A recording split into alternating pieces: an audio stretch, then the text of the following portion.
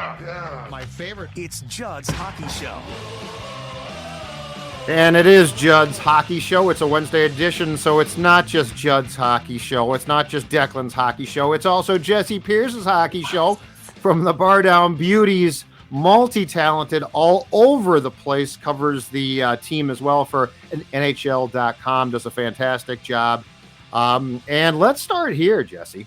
Let's start with the performance that's just been off the charts. And I feel like we can't talk about it enough with the way he's going right now. Matthew Boldy, 2 hat tricks in the past 5 games, up to 28 goals, 0 goals in February, for which we criticized him and he deserved it. And now 12 goals in 13 games in March. You know, when we talked about Kirill Kaprizov being out, I think we fairly said a lot of guys are going to have to sort of help out. A lot of guys are going to have to score. I don't think any of us even came close to saying that Boldy was going to go from being a guy who everyone was telling to shoot more to not just shooting more, but now confidence off the charts. And this has been, dare I say it, a revelation with this player. I mean, as Dean likes to say, he's firing the puck through the net. He's not just trying to get it to net. He's trying to get it through. I mean, the power, we've been reminded at what a beautiful shot Matt Boldy truly has when he utilizes it. That's what's so great to see now. Huge credit to Marcus Johansson, because I think you can't say that he's gotten things going without looking at Marcus Johansson, who, as we've discussed on this podcast before, is a very similar player to Boldy, a playmaker, a guy that can move the puck through the zone and find the seams and find the passes. And he's doing just that. And Matt Boldy getting rewarded for it. Jules Eric's neck, also a huge part of that line, getting down in the gritty areas for the rebound should he need to. So I think it's great. The thing I love about Matt Boldy is I get to tell all the haters, like, yes, I told you, because I go back to that 2019 draft and everybody was so upset that Matt Boldy got drafted before Cole Caulfield. Yeah. Now, mind you, I've been able to watch Matt Boldy through the NTDP. I've done work with USA Hockey. So that class in general, with your Jack Hughes, Trevor Zegras, Alex Turcotte, Spencer Knight, I think was in there. I mean, just a record amount of first overall draft picks from USA Hockey. Matt Boldy kind of got lost in the mix, but watching him at the All-American game, which happened in St. Paul that year, I was like, this kid is good. I mean, the way that he can move the puck. And so when he was drafted first overall by the Minnesota Wild that year, I was like, this is all right. This is going to be good. And he's showing that, really stepping up. I mean, the fact that they've got him for 7 years for $7 million, that looks like a steal, because that hasn't kicked in yet. He's going to be a 30 plus goal scorer, this season alone. And I can't anticipate that this is his ceiling. He's just going to continue this momentum, not just this year, but for years to come. I believe, Jess, and I don't mean to speak for him, I think one of those critics was on this show. I think it was Judd Zulgad who was a little perplexed that Cole Caulfield wasn't taken by the Wild. I think you were. I don't think you liked both. You did like both. You didn't criticize Boldy, but I think because we saw obviously Caulfield a lot with Wisconsin, so he was playing the Gophers a lot. So I even saw him play a few times before he even entered before he was drafted. And there definitely was a little bit of that. That existed too with Eck and Brock Besser, right? I mean, everyone was just apoplectic that they didn't take Brock Besser and Joel Eriksson Eck, and now probably make the case that Eck is a better player than Brock Besser is. So it is kind of funny how that all works out. But to the Boldy point, I mean, the Johansson acquisition has helped wake him up to a degree, but I think also there is just a new swagger with him that he just has a different level of confidence. And it's a sport where once you're feeling really, really good about yourself, it starts to show a little bit. And he's someone who wears his emotion on his sleeve. Kind of shoots you straight too, for the most part, in the locker room, and how he talks about himself and talks about the team. So someone had to pick up this slack. I don't think anyone saw the Wild basically being a more offensive juggernaut with one of the best players out in Kirill Kaprizov. But Boldy has a new swagger, and he's been carrying them to victories. I love it. The Dean comment, I think it was after the hat trick in the Seattle game on Monday night, about Boldy, where he basically said at some point, he said, we had basically our coaching staff, one guy a day would tell him to shoot more. Like we had all of these come to Jesus, you've got to shoot more kid meetings. I thought that was hilarious, because that was what we saw. And it's like, just to your point, I mean, this guy, it's not just a nice shot, right? Right. Like that snapshot, those two of the 3 goals he scored on Monday were like, oh my God, the release point on that shot the release time's incredible. 87 flex on that stick of his too, Ooh, nice. Oh, bringing the hockey knowledge. Which that stick probably costs like $500 too. But the reality is, how much do you think now? So like to what Dak said, Kaprizov, I think the reports are he's going to start to skate this week, hopefully. And, hopefully he's back as Kirill Kaprizov for the playoffs. What do you think the chances are? What's your confidence that this team, and Boldy in particular, with his line now, which, by the way, has become probably more dangerous than the Fiala-Boldy line was last year, can maintain this into the playoffs? Because, that's the thing that happened last year. Fiala disappeared and Kaprizov played well, but you can't have one line. So, and I hate to say that Kaprizov injury is a good thing because that just sounds like such a ridiculous statement. Yeah. But what are the odds that the Wild can now have two lines going that can really score into the playoffs and that Boldy can keep this confidence up in the playoffs? I mean, obviously, it's going to be a test starting tonight against Colorado. I know we don't want to dive too much into it, but seeing how they fare against the Avs, who are right there in the mirror, who have that best top line, but then they're good on the second, third, and fourth and finding their momentum. I think if you can see how they match up with them, then that's a good sign. I mean, currently as it sits with Kaprizov out, Matt Boldy's line is the top line. If you really want to go in numerical order, that is no question the number one line. But a lot of teams are successful, obviously, without just one strong line. So to have two, to be able to carry that in, yes, like you said, Judd, as long as they don't disappear, as long as Boldy doesn't go all Kevin Fiala on us come playoff time, they'll be in good shape. And I don't see any reason why they should. Yes, some of these teams as of late are kind of up in the air, but you look at that game against New Jersey, that was a heck of a game and Boldy was present. He hasn't disappeared in any of these big time games, which I think is very promising moving forward because the playoffs, obviously, as we all know, big time. Mm-hmm. Yeah, and look, Colorado's a deep team, and the Wild and Dallas and Colorado are still vying for who could win that division and how that eventually falls, obviously, in the playoff picture, because one of those three teams is obviously not going to be on home ice advantage for the first round, so there's a lot at play there. But yeah, how they stack up against a deep Colorado team is going to be very interesting here. I mean, I think the Wild, if they got Seattle, which we saw obviously on Monday, that if they've got the Kraken, well, that would be probably the most favorable postseason matchup possible. But Colorado would obviously be a dogfight. Dallas would still be a dogfight. But how they stack up in the playoffs and how this whole roster basically comes together with Kirill's return, and obviously how we talked about Nyquist is trying to fit his piece of the puzzle into here. When he's back from injury, there's a lot of things that have to be kind of solved here, but good problems to have. I mean, Matt Boldy's been the superstar, but then, man, you get a supplement of Kirill Kaprizov coming back. That's going to be even more incredible. And if guys do, if they can get past the first round, guys are going to get hurt. So like the whole Nyquist thing is going to solve itself. Because if you're going to make a deep playoff run, you need depth. Mm-hmm. Here's what I like about the Boldy, Ek, Johansson line in the playoffs. One, if I'm not mistaken, Johansson not only has playoff experience, but success there. So like he has played in the playoffs before and gotten points. Eriksson Ek should be a playoff player. Like his style, he gets mugged consistently. They don't call it in the playoffs. That becomes the norm at times. And Boldy, to me, is a tougher overall player than Fiala was. So I could actually make a case that I think that Ek line, if they play up to how they should play, is going to be or should be a really good playoff line. And again, no matter who you play, they're going to, if Kaprizov is playing, they're going to have to put their best defensive line on the Kaprizov line. Like they've got no choice. You can't be like, well, it's just Kaprizov. Who cares?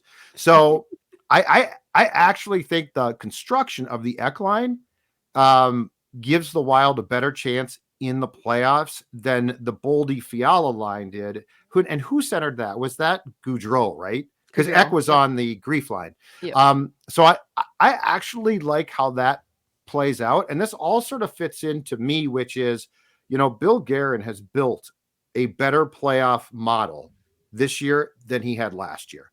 Last year's team, a lot more fun to watch, a lot more sexy, scored more goals, pulled the goaltender and scored all the time.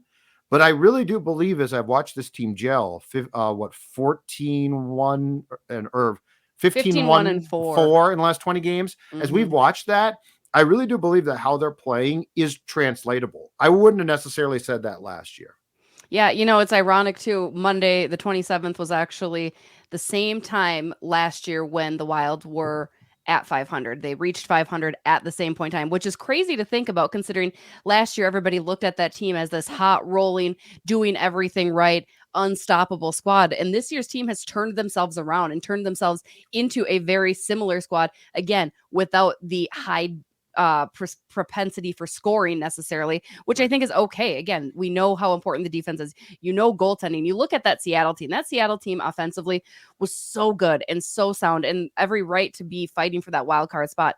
Their goaltending is absolutely atrocious. Whereas this year, I'm feeling better about the goaltending tandem. We don't need to go down the path of how I felt about last year's tandem, but I like where we're at now with Philip Gustafsson. I think that's going to be huge as they move forward and move into the playoffs. And again, that's a credit to Bill Guerin. Bill Guerin went out and made those offseason moves. And even at the trade deadline, they weren't big splashes, right? Everybody was kind of humming and hawing and scratching their head at what Bill Guerin was doing. And it wasn't like last year. It wasn't getting a Marc-Andre Fleury. It wasn't getting these guys that you knew were there just to help with the playoffs. But he did it right. He did something absolutely right. Again, I will be the first to say I didn't know Marcus Johansson was going to come in and just really up the tempo, up the pace of this team and just kind of gel in as immediately as he did.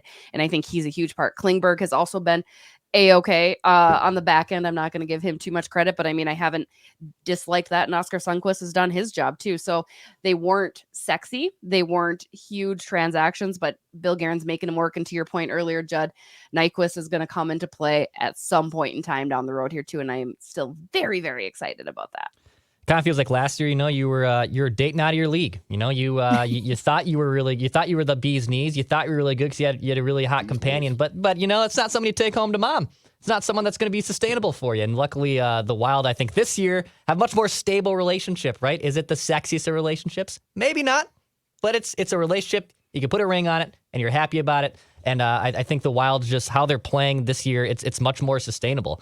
The weird part is during this Boldy stretch in the last 10 games, basically without Kirill, they look just like the team last year where they were scoring at will, kind of. Mm-hmm. So I think with the combination of both their goaltenders playing as well as they are, this offense trying to mostly finding its groove for the most part, it's more sustainable and it gives you a lot more hope that they can actually get through the first round of a playoff series. Here's my thought too. Goaltending wise, Jesse. In fact, I told Dex this after the game on Monday. Both goaltenders in the playoffs are going to play. Right. They have to. I don't think this is and yes, it'll, Flower starts game one because of Dean, probably. That's just my guess. And like Dex said, if he is unbelievable in game one, he starts game two. Mm-hmm. But I will be shocked if both of them don't play within the first three games. Mm-hmm. I will be really surprised. So I think we could put to bed now Dean's going to keep it a secret. Like Dean's going to love this because it allows a hockey coach loves to not tell you who's going to play goal and ordinarily we know. But beyond him trying to keep a lid on his goaltender, I will be shocked if both don't play. Like I'm past the point of who plays now. They're both going to play. And it's partially because when this team is playing well too, I mean, both of those guys have been great, no question about it. And when this team is playing the structure it's supposed to play, they play, and they got away from this against the Kraken, I thought, a little bit, but they play a pretty sound style. Yeah. So I don't even think it's a controversy now.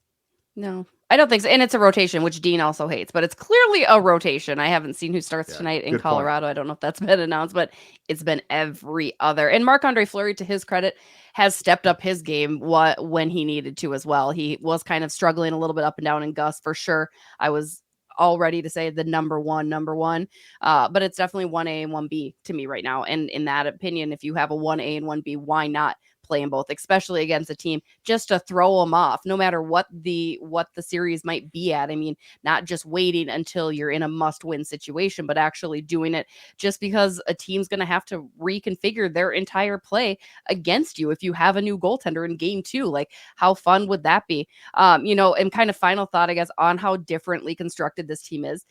Not to say everybody talked about, right, the culture in the locker room last year, and it was great. No question about that.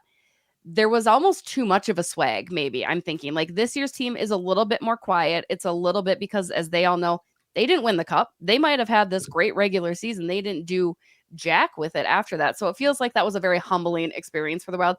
And I do wonder if that's going to help them in the long run. Going back to Matt Boldy too. Matt Boldy said to us after the game on Monday that he's still the same guy that had 0 goals in February too. I mean, he's a very humble kid where you might not see that from a Kevin Fiala, right? Like he's very accountable. And I think in general, this team has a better mentality moving forward. They're not getting too far ahead of themselves, which I think is a breath of fresh air. And I think is going to obviously do incredibly well come postseason.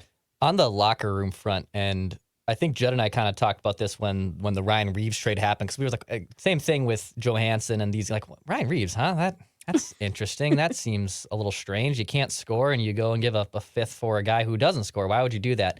I think it had a lot to do with, the state of the room to a degree, right? Did they get a little too haughty and a little bit too uppity on themselves from last year? They lose some pieces, obviously, from years past, as it always happens in the offseason, but I think they needed a little shot in the arm. That's what Ryan Reeves provided. Now, he's also been excellent on the ice over the last few weeks, too. But they needed a little bit of boost in the room. And I think if anyone kind of knows how that is, it's Guerin, who has been on the players' side of it. He's been obviously now on the executive side of it. That room is very important to know your role in. And Ryan Reeves obviously knows his role. So I think that was kind of contagious. And then it just made the room a lot better. And it's quiet, but it's definitely still a confidence there. That makes the room look really good.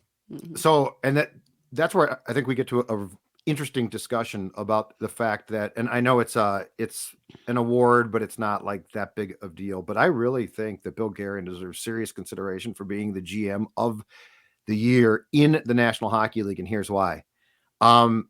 He definitely flushed the old room out, right? Like Parisi and Suter were both gone at the same time for a reason. They traded guys for a reason. But you know what I think they had? Like last year, I think the room was good. But I think what we learned in the playoffs especially was it was softer than we thought it was. Like they were a brash bunch and a fun bunch. And I think they get along great, and that's awesome. But when you looked at the lack of playoff experience that existed, and I know Flowers got a ton, but I'm saying outside of the goaltender, when you look at the lack of playoff experience and the lack of just grinder guys that'll just get through anything, they didn't really have a ton of those guys.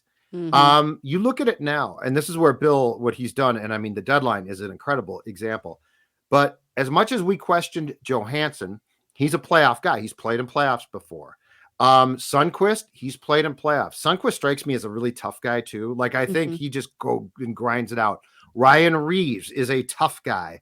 And so I think Bill went from really redoing the culture of the room to saying, I redid the culture, but I don't know it's as tough. And before they got Reeves, it was really, I thought, coming off the playoff loss last year, you guys, eye-opening how quiet that room had gotten and sort of shaken. Like their confidence was shaken. And Reeves came in and is like, screw this. What are you guys doing? Let's go. And they have. And that's where Guerin has just marvelously orchestrated that room now into a really tough room. I think if they lose in the playoffs now, it's not going to be because you felt that they were soft. And I felt that I really felt in the Blues loss, that Blues team was tough, and Berube will kick your ass for a dollar. That's not going to be the case now. And I really think that Guerin deserves a ton of credit now for having a room that feels, for lack of a better term, like it's playoff ready. I mean, he gets that award if they get the cup, right? Like, I still think you have to. It's a regular season award, right? But I'm saying, like, in my opinion, it's his if they win the cup, because you need that final proof. Joe Sakic, I believe, won last year. Obviously, they won the cup, but he had built that team. So I feel like there's more to prove, right? Minnesota's always had that team that's gotten there. They've maybe done little moves, maybe not as much. And you're right, Bill Guerin has done more than GM's past, probably. But there's more to prove. I don't want just a first round. Give me a Western Conference final. I would take that even. I think that would say a lot about what Bill Guerin has done with this team. If they can make it back to a Western Conference final, that would be huge. So maybe not even the cup, but I like it. Yeah. I mean, Bill Guerin, the respect he has across the league and amongst other teams and other team organizations, staff is just tremendous. I mean, he's confident in what he's doing. He doesn't care if you disagree with it, which we all do on a media spectrum at some point in time. And then he comes in and proves us right. Like, oh, you're right. Ryan Reeves was a good addition at the right time. I mean, he's got this great mind, and he has that background of being a player that I think that combination works incredibly well, much like Joe Sakic, whereas Joe Sakic, I think, utilized both those as well to get Colorado to the promised land. So He's done a good job, but I need just a smidge more, Billy. I need you to get this team ready to get out of the first round and get to a conference finals. And I think there's a lot of people that just don't understand sometimes the process of what Guerin's doing, right? Like they wanted Boldy to play 2 years ago in that Vegas Golden Knights series. So they hold off for a second. And then Matt Boldy for the last calendar year has been one of the best forwards in the NHL. And then same thing with Rossi, right? Like Rossi's turned out the AHL. Why aren't you calling up Marco Rossi? Well, the team's winning games. You've supplemented some great acquisitions here without, by the way, giving up the farm to do so. They still have their first round picks. They still have all their top prospects. They didn't give up a ton to buy high on, a replacement level player, if you will. And they're in position here to potentially make a playoff run. Like what more would you kind of want there? If you're kind of questioning what Guerin has done so far, it's been phenomenal. And with the limited cap resources that the Wild already have, like how do you kind of look at it and say like, he's not doing his job. He's not doing up to par. It's been phenomenal with what he's been able to do. And Jess is right. Like I do want a run. I just think that he's constructed a roster now that they can make one. And he has also, so like to what Dex just said with Boldy not playing against the Golden Knights. Billy has made it very clear he wants men playing for him. He doesn't want boys playing for him. So like if you're a hot young prospect, he's not going to promote you for that. He wants to make sure like when you look and Jess, you're in there way more than I am. But when you go in that locker room, like those are grown ass adults. Those aren't, there's not a lot Most of them. Yeah. Well, no, as far as mentality, as far as their maturity goes, they're kids. But I'm saying like, as far as the hockey goes, those are grown-ups. They know what they're doing now. And that's the thing. I think in retrospect, you guys, and this might be totally unfair, and he's a really good player, so I'm not disparaging him. I think part of what drove Dean and Bill crazy with Fiala was the fact that he could sort of come off as soft at times. And if things went wrong, he sort of would turtle a little bit. The playoffs last year were disturbing. He didn't do anything. And Kaprizov worked his ass off. And, Kaprizov, for as young as he looks, plays like a man. Like he'll hit you. He works his ass off. And so I think the construction of what these two guys want is very, very clear. And I'm with you, Jesse. I want to see them make a real run here. But I feel like, and I've been wrong before, I feel like what we're seeing in this roster now gives them that potential. And I guess I should have been more cynical of that last year. I thought it was a good team, but this team has fought the fight, and they continue to, and they do a pretty damn good job consistently. I still am kind of spinning my head that they're here at where they are, and they've turned this thing around so wholeheartedly. I mean, they had given up 20 some goals in the first 3 games when we watched them, and you were just kind of feeling like this squad was not what it was. And I knew it wasn't going to be what it was last year. You just didn't think it'd be that big of a fall. And then you're kind of like, definitely a bubble team. Now they're messing around and going for first in the Central, which is just kind of mind boggling to me. But you're absolutely right. I mean, they've constructed a team that's sound in each area, not just offense. It's also pretty good in defense, better in goaltending. And again, I love what Billy's done. Don't get me wrong, boys. I love it. I absolutely love it. I'm all for his patience in development. That's one thing that he's constantly preaching about every single player, and he's building for the future. And I know it's frustrating to not get those immediate rewards. You're not seeing, great, sound, solid, complete teams 1 year, 2 years after these players are drafted. But I need more. I just selfishly need to get more games in, guys. I need to get paid. I get paid per game. So the more they play, now we get the more truth. the more I get paid. So Billy, unless your side's swiping me some money, let's get to the Western Conference Finals. Dex, your point too on Monday, I think is dead on as well, which is this. If we're talking about a playoff run, I mean, this version of the Western Conference is wide open. Yeah. It really is. Like Colorado's going to be tough. All right. And I know that the Wild will never say this, but I would prefer they avoid them in the first round, which they have a very good chance to do. But if you get Colorado banged up in the second round and you play them and you're not as banged up, but Dex's point, I think, is spot on, which is if you're ever going to make a run with a team where you're like, is that team great? They're probably not great. There are some teams with question marks here that you could get past. I feel like a year ago, you weren't going to get past Colorado. Like it just wasn't going to happen. I don't feel that now, Declan. Yeah, I mean, the West is so wide open. I mean, if the Wild were in the East, I mean, there are 5 teams in the East I can see legitimately making the cut. Boston's obviously might be the favorite, but Carolina's been damn good. The Devils have been good. Is this the year frickin' Toronto was able to win a damn playoff series? I don't know, but they're too talented, I think, to not do so. So there's a lot of teams in the East that are really good. The West is wide open. I mean, unless Colorado gets at full strength by the time playoff comes, and that's still in question, that scares me a bit. Vegas's goaltending situation is, in my opinion, still a huge problem. Dallas, can Ottinger carry them, or is he kind of running out of gas? Like they've been riding him all season long. So can he get hot by the playoffs, or is he going to be completely gassed by the time the playoffs come in? The path in the West is wide open, in my opinion. I mean, I don't see multiple teams like I do in the East where it's going to be a problem. And in fact, I would even get your popcorn ready if you're a Minnesota Wild fan, and I would go to popcorn.com. where there's great, tasty options, plenty of great options for popcorn, okay? Go to popcorn.com or go to Minnetonka off Shady Oak Road and Highway 62. Get your popcorn ready. Get that Wild playoff tin ready. You can be munching on some popcorn as we hopefully watch the Wild make a run into the Western Conference Finals and beyond. Go to popcorn.com to learn more. Although, guys, I hate to say it, how many times have we said that about the Vikings and their path to... And the Wild. And the Wild, yeah. And the Wild. We've said it before about them, too. I just feel like that this does present an opportunity. But yeah, and look, I guess my question is this. They have played so well in this last stretch, like off the charts. No, as you said, Jesse, no one saw this coming. Can you keep that up in the playoffs, too? Because, you sort of reach a fork in the road there, and it's like you got to reset. The playoffs start, and it's not just an extension. So there are some definite questions here. I at least see a roster I think has a chance.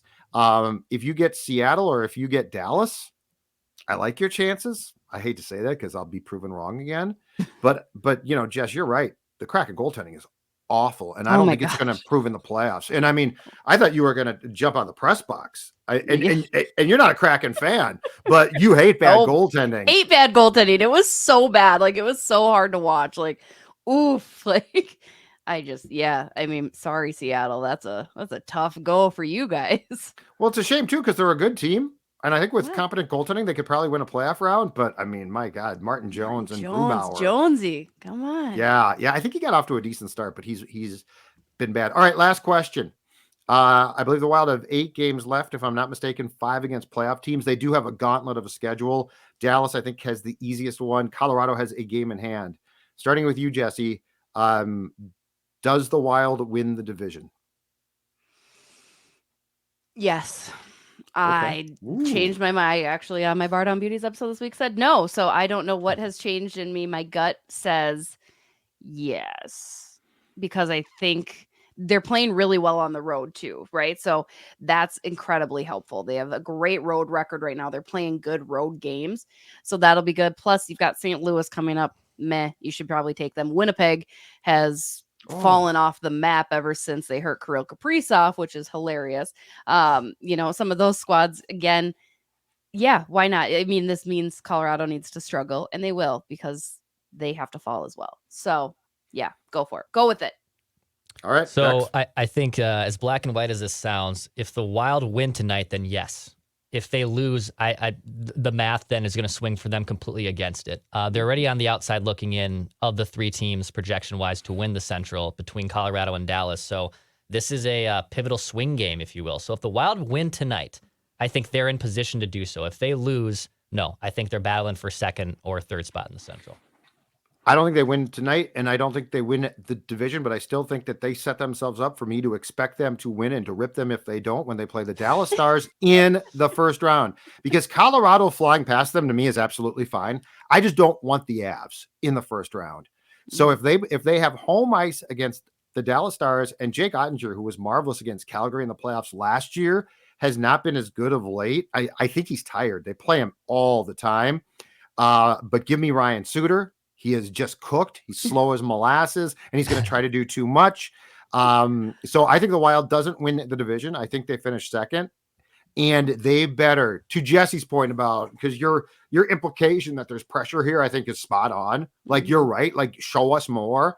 The expectation should be that they win in the first round and beat Dallas. So I don't think they do, but I don't think it's a negative. I just want to avoid the Avs. Fair. I just want the Avs to get beat up in the first round, like McKinnon gets hurt. Yeah. He's going to get a little bit. I mean, he's a marvelous player, but Makar's had some problems. Bo Byram's had some problems. I just want a beat up Avalanche team in the second round to give me a chance. Jesse, thanks much. Check her out, of course, Bar Down Beauties podcast. Also, she does a great job covering the Wild for NHL.com. You can find Jesse Pierce all over the place, including with us on Wednesdays here on Judd's Hockey Show. He's Declan, and I am Judd Zolgad. We'll talk to you later. Pass, shoot, score. There's no room for petty bull.